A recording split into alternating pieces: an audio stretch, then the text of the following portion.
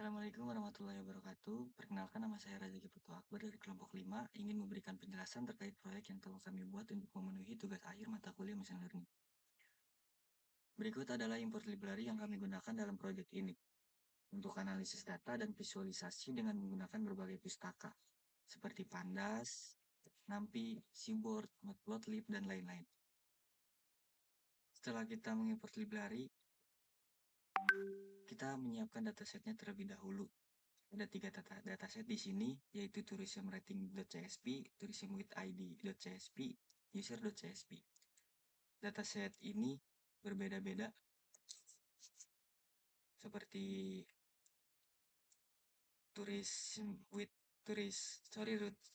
rating berisi tentang user ID, place ID, dan place rating. Lalu dataset yang lainnya, tourist with ID, berisi tentang place name itu tempat wisata, terus price yaitu harganya, dan lain-lain. Lalu ada data set user yang berisi ID user, alamat user, dan umur user.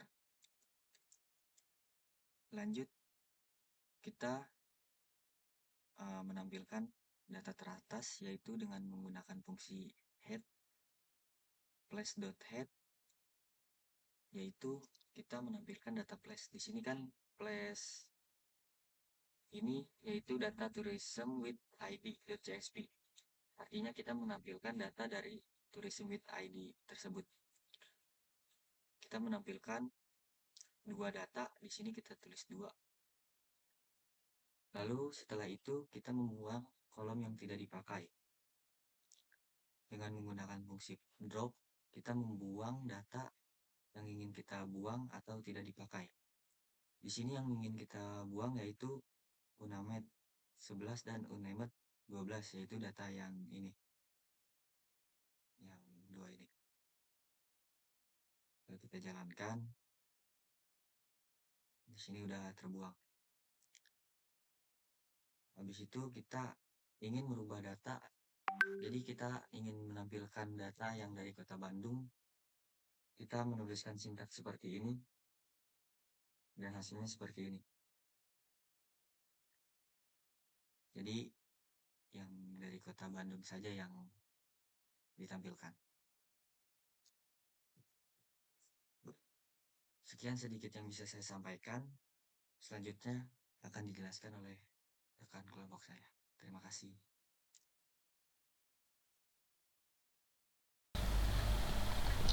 Perkenalkan, nama saya Ramadhani Alfitra dari kelompok 5. Di sini saya akan menjelaskan mengenai klasterisasi tempat wisata berdasarkan rating menggunakan algoritma Cummins. Pada bagian 3.2.2,2 yaitu data preprocessing. Pertama-tama kita menuliskan kode place.info yang akan menghasilkan sebuah data, di mana data ini merupakan ringkasan struktur sebuah data frame yang memiliki 124 baris dengan indeks dari 210 hingga 333 dan 11 kolom yang menyimpan informasi tentang tempat. Data ini memberikan deskripsi detail tentang tempat, termasuk identifikasi, lokasi, harga, rating, dan waktu kunjungan yang diperlukan, menjadikannya cocok untuk analisis terkait lokasi atau rekomendasi tempat. Selanjutnya kita dapat memasukkan kode df.isnul.sum yang akan menuliskan sebuah data. Data di atas menunjukkan hasil pemeriksaan nilai kosong atau null dalam sebuah data frame, di mana setiap kolom user ID, place rating, user, dan place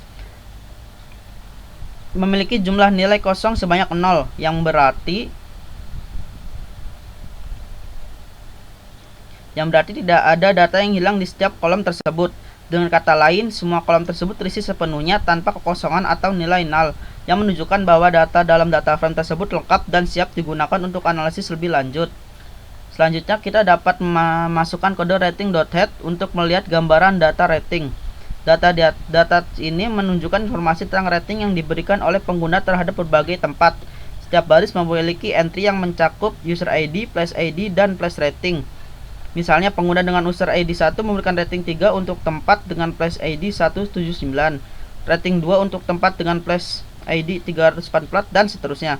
Data ini dapat digunakan untuk menganalisis preferensi pengguna terhadap tempat tertentu atau untuk membangun sistem rekomendasi yang memanfaatkan rating yang diberikan oleh pengguna untuk merekomendasikan tempat-tempat yang relevan. Selanjutnya kita dapat memasukkan kode rating.info yang dimana dengan kode ini akan menghasilkan sebuah data. Data ini merupakan sebuah data frame yang terdiri dari 10.000 baris dan 3 kolom. Semuanya bertipe data in64. Kolom-kolom ini adalah user ID yang menyimpan ID pengguna yang memberikan rating, dan plus rating yang berisi rating yang diberikan oleh pengguna terhadap tempat tersebut. Setiap kolom memiliki 10.000 nilai nol yang menunjukkan bahwa data ini lengkap tanpa ada nilai yang hilang. Data ini dapat digunakan untuk menganalisis perilaku pemberian rating oleh pengguna, misalnya untuk memahami preferensi atau mengembangkan sistem rekomendasi berdasarkan rating yang diberikan. Selanjutnya kita akan memasukkan kode berikut, yaitu rating.pd.merge dalam kurung rating.place lalu place ID, how untuk right on place ID, lalu rating.head.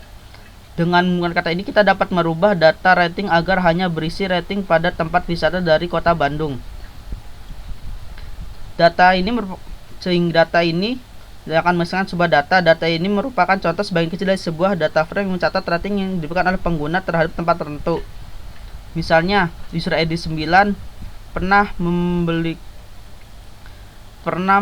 memberikan rating 3 kepada plus dengan 211, lalu user ID dengan ID 26 memberikan rating 2 kepada tempat yang sama, dan seterusnya. Selanjutnya kita dapat melihat ukuran dataset rating untuk Kota Bandung dengan kode rating.shape, dimana akan menghasilkan 2842,3.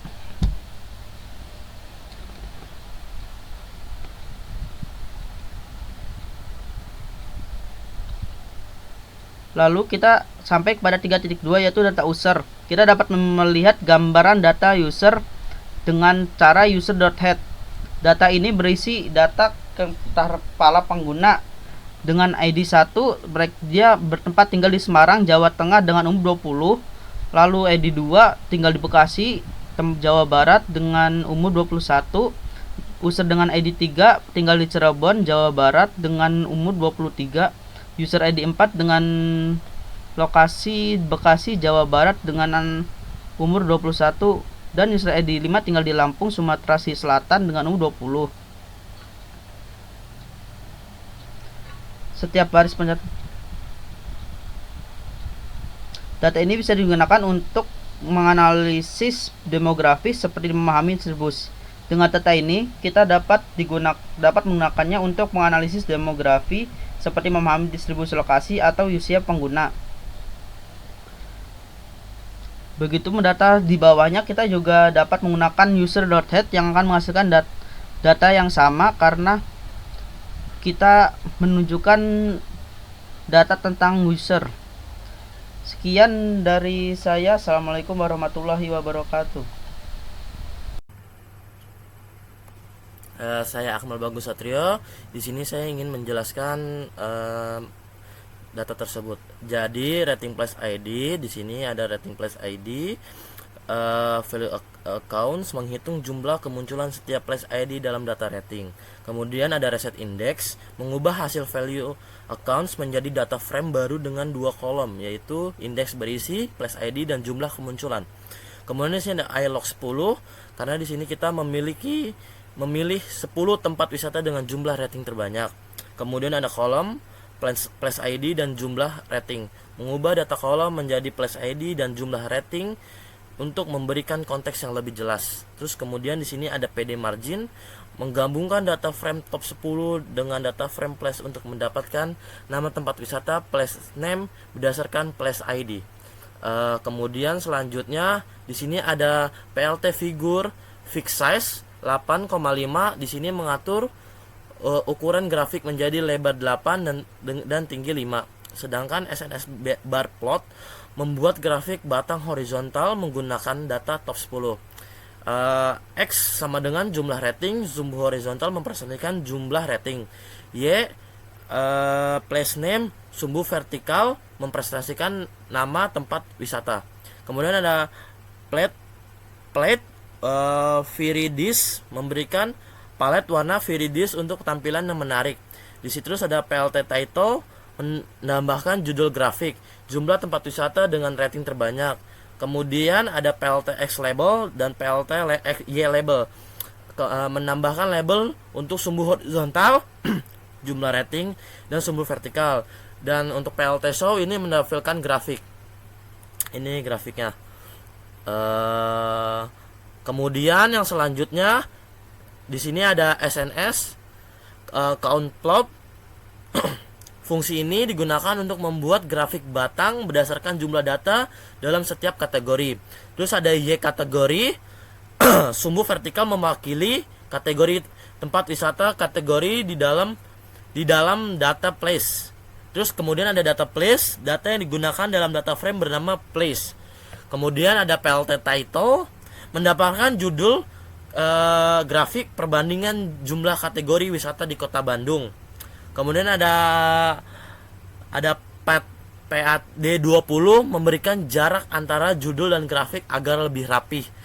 Kemudian ada PLT show menampilkan grafik yang dibuat seperti ini grafiknya. Jadi cagar alam ini lebih besar, lebih banyak peminatnya dibandingkan dengan pusat perbelanjaan. Saya Akmal Bagus Satrio. Terima kasih.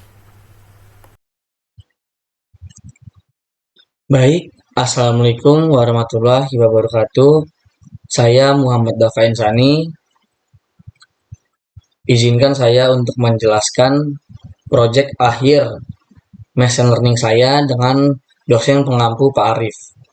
Saya di sini kelompok 5 yang beranggotakan Razaki, Chandra, Akmal, dan Ramadhani. Mungkin langsung saja untuk menuju ke penjelasan di bagian sayanya. Di sini saya sudah membagikan untuk penjelasan masing-masing ke semua anggota kelompok dan saya mendapatkan di bagian visualisasi. Oke, baik. Langsung saja yang pertama itu ada membuat visualisasi distribusi usia pengguna menggunakan boxplot. Dan di sini sudah tertera jelas, sudah ada kodenya, dan di sini juga sebenarnya sudah ada outputnya yang keluar. Tapi kita akan bahas satu persatu dahulu, dan kita akan membahas untuk kodenya terlebih dahulu. Di sini ada kode membuat visualisasi distribusi usia pengguna menggunakan boxplot. Metode boxplot ini menggunakan Seaborn untuk menggambarkan boxplot berdasarkan age atau umur. Lalu di bawahnya sudah keluar untuk outputnya. Output ini metode boxplot menunjukkan rentan usia pengguna, nilai median usia berada di sekitar 30 tahun. Lalu di sebagian besar usia pengguna berada dalam rentan 25 sampai 35 tahun.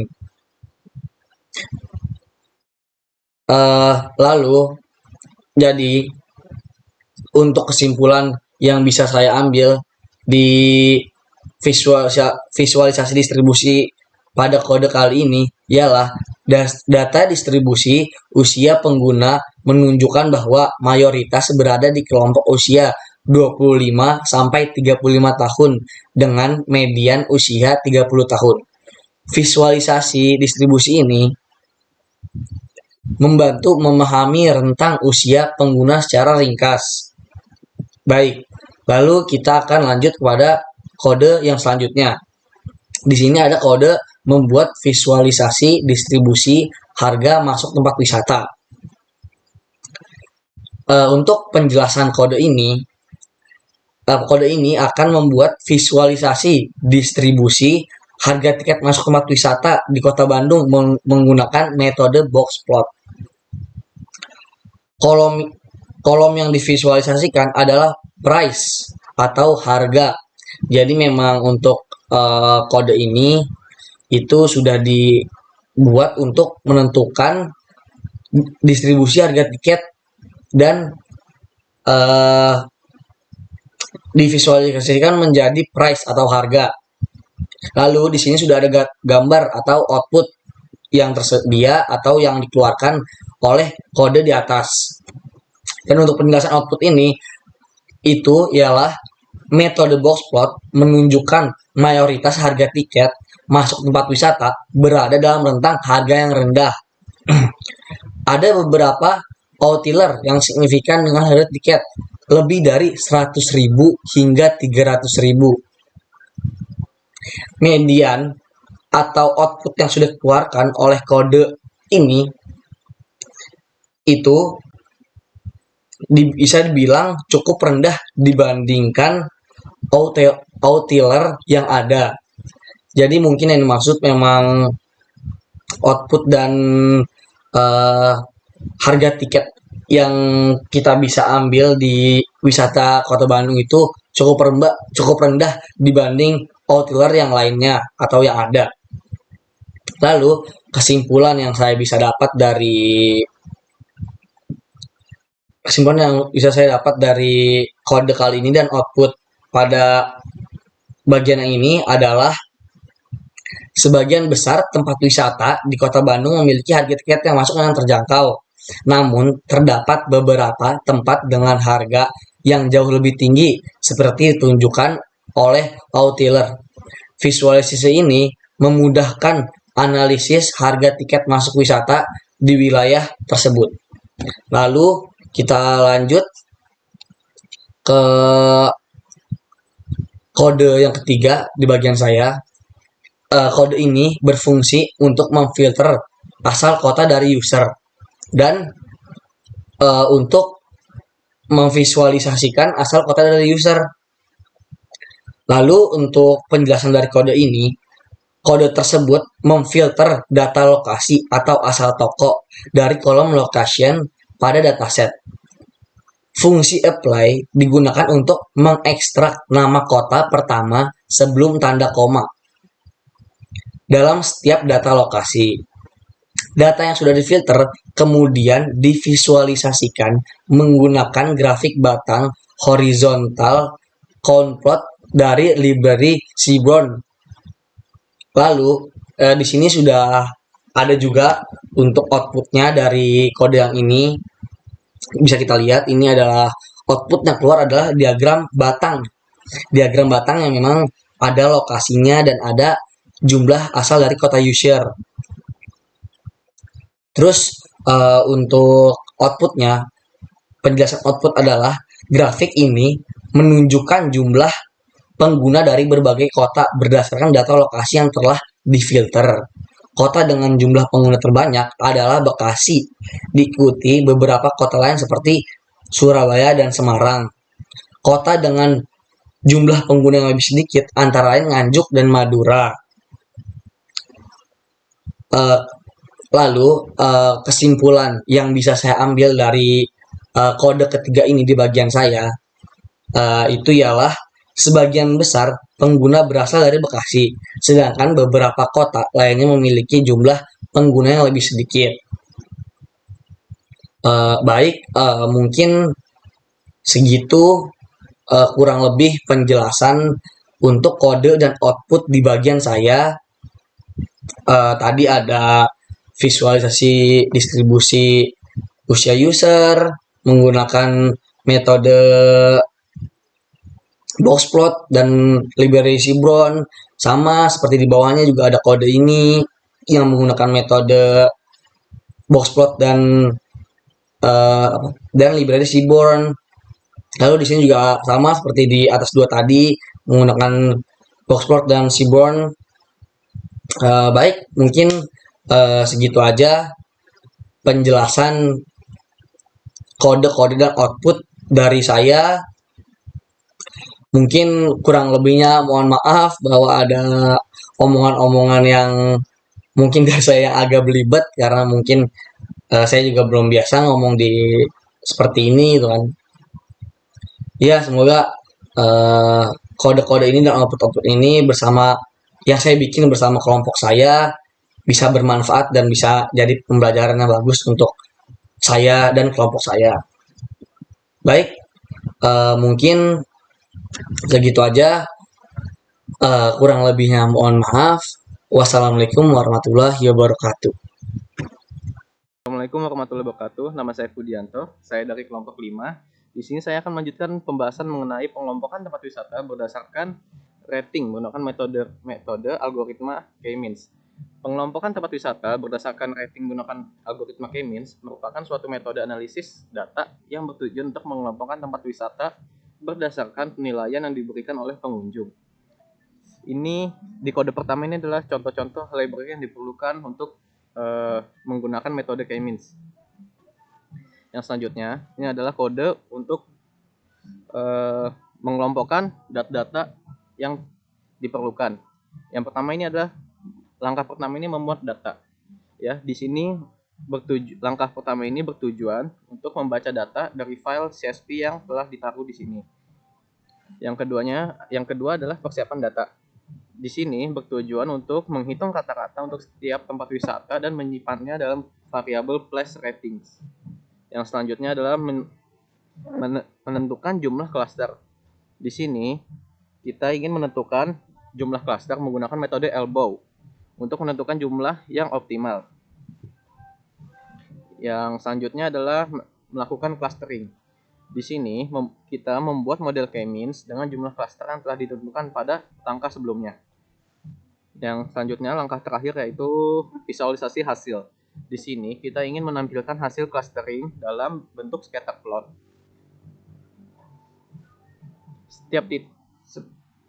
Seperti ini ya. Setiap titik dalam scatter plot ini mewakili tempat wisata. Warna titik juga menunjukkan klaster tempat tersebut. Ini untuk hasil visualisasi data yang telah dilakukan dari kode di atas. Yang pertama adalah metode elbow untuk jumlah K optimal. Di sini ada WCSS-nya ya, atau within cluster sums of squares. Yang selanjutnya ada jumlah cluster di sini. Penjelasannya dari gambar ini, yakni grafik elbow ini menunjukkan penurunan nilai pada WCSS yang signifikan hingga jumlah cluster sekitar 4. Yang selanjutnya, hasil visualisasi yang kedua itu adalah scatter plot. Scatter plot ini menunjukkan distribusi tempat wisata berdasarkan place ID dan rata-rata rating tempat. Dan kesimpulannya yakni algoritma K-means berhasil mengelompokkan tempat wisata menjadi 4 klaster yang berbeda berdasarkan rating pemilihan jumlah klaster pada metode elbow. Nah, lalu divisualisasikan oleh scatter plot untuk menunjukkan distribusi klaster dan bagaimana tempat wisata dikelompokkan berdasarkan rating mereka. Pada elbow di atas ada data yang berisi sejumlah 437 rows dan 3 kolom atau 437 baris dan 3 kolom. Sekian hasil dari analisis saya mengenai pengelompokan tempat wisata berdasarkan rating menggunakan algoritma K-means. Sekian hasilnya. Kurang lebihnya mohon maaf. Wassalamualaikum warahmatullahi wabarakatuh.